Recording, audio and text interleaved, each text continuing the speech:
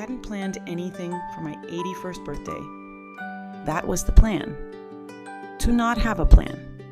Just a quiet morning with my favorite jasmine tea, a simple breakfast, and maybe a walk through the neighborhood if the weather was kind.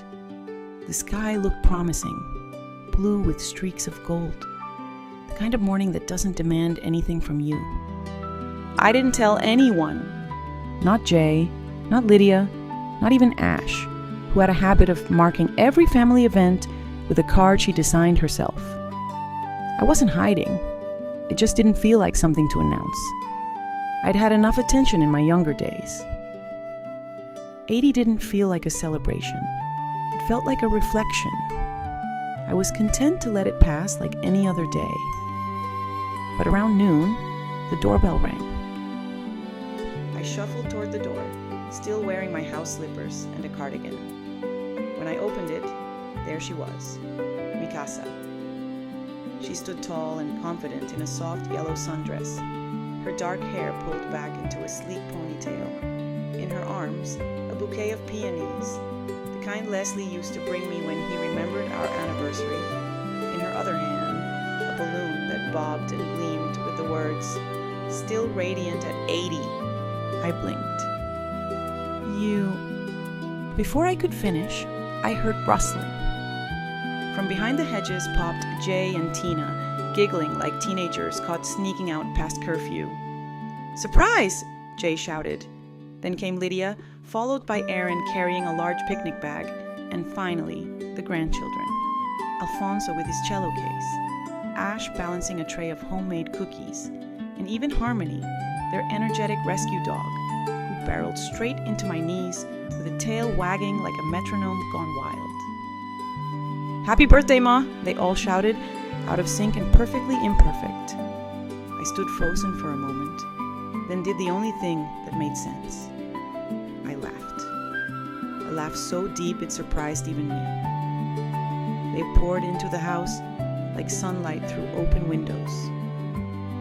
The quiet living room I had woken to that morning bloomed into life. Bags rustled, shoes were kicked off, voices layered over one another like music. Someone had brought dumplings, freshly steamed in bamboo baskets. Aaron started arranging plates on the dining table while Lydia connected her laptop to the TV. A slideshow began playing, family photos spanning decades. The screen flickered between grainy black and white images of my parents standing outside their Chinatown apartment. Sun-drenched wedding photos of Leslie and me beaming like fools, videos of birthday parties with messy frosting, first steps, graduation caps, backyard barbecues, hospital rooms, and the silent grip of hands that meant everything. Then the image changed. It was me. Not me today, but me at a work conference in the mid-90s. My hair dyed black, my blazer stiff with shoulder pads, my voice firm and clear as I explained an economic forecast to a crowd of mostly white men.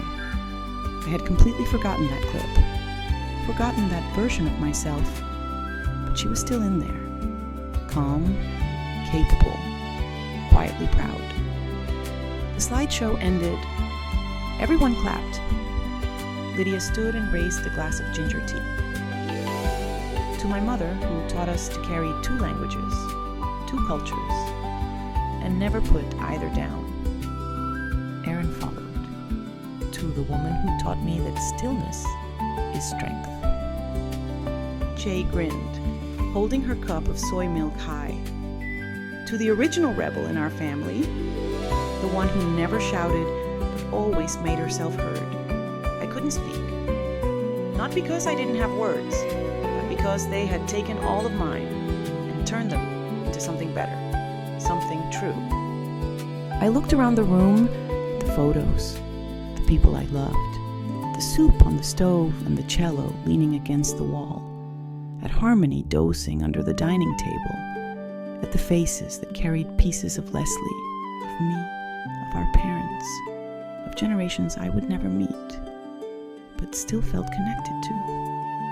My throat tightened.